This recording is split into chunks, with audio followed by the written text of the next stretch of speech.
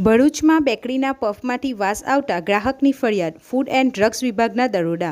ભરૂચ શહેરના નગરપાલિકા કાર્યાલય સામે આવેલી જાણીતી ઇન્ડિયન બેકરીમાંથી ખરીદેલા પફને લઈને એક ગ્રાહકે ગંભીર આક્ષેપ સાથે ફરિયાદ નોંધાવી છે।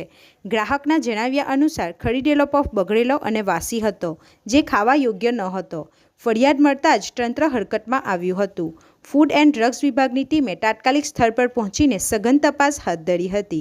તપાસ દરમિયાન અધિકારીઓએ સ્થળ પરથી પફના સેમ્પલ મેળવી તેને પૃથ્થકરણ એટલે કે લેબોરેટરી ટેસ્ટિંગ માટે મોકલી આપ્યા છે।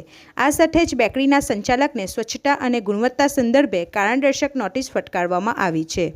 ફૂડ વિભાગના અધિકારીના જણાવ્યા મુજબ લેબોરેટરી રિપોર્ટ આવ્યા બાદ જ પફની ગુણવત્તા અંગે ચિત્ર સ્પષ્ટ થશે અને રિપોર્ટના આધારે આગળની કાયદેસરની કાર્યવાહી કરવામાં આવશે।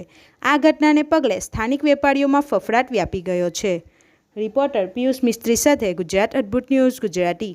મારું નામ કૃણાલભાઈ કાયસ્થ છે।